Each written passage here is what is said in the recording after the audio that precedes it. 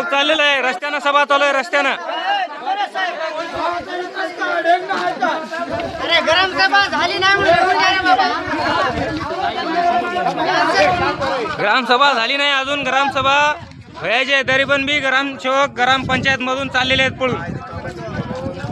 ग्रामसभा ठेवण्यात आली होती, तरी या ग्रामपंचायत मध्ये गावचे सरपंच व गावचे उपसरपंच आणि ग्रामपंचायतचे शासनाचे अधिकारी, ग्रामसेवक साहेब आणि बाकीचे उर्वरित सदस्य हे कोणी ह्या ग्रामसभेला उपस्थित नाहीत आणि काही एक दोन जे आले होते त्यांनी सुद्धा मान फिरून पळून गेलेले आहेत.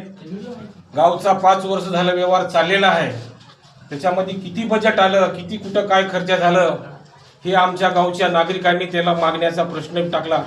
त्यांनी एकही प्रश्नाचं उत्तर न देता आणि इथं काही अमकं केलो तितकं काही अमकं केलो. मागल्या काळात आमच्या ग्रामपंचायतला 16 लाख निधी जमा होता. अहो कुठं काही पाईपलाईन केली तर 6 इंचाच्या खाली पाईपलाईन नाही, कुठं नालीचे कचरा काढण्यात आला नाही.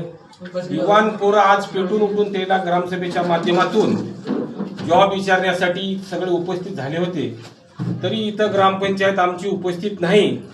त्यामुळे आम्ही या त्यांच्या रिकाम्या खुर्चीला आम्ही जॉब विचारण्यासाठी आलो आहोत. हार घालून या ग्रामपंचायतचा निषेध केलेला आहे. तरी जॉब लागणार आहे. धिक्कार असो, धिक्कार असो, निषेध असो, निषेध असो.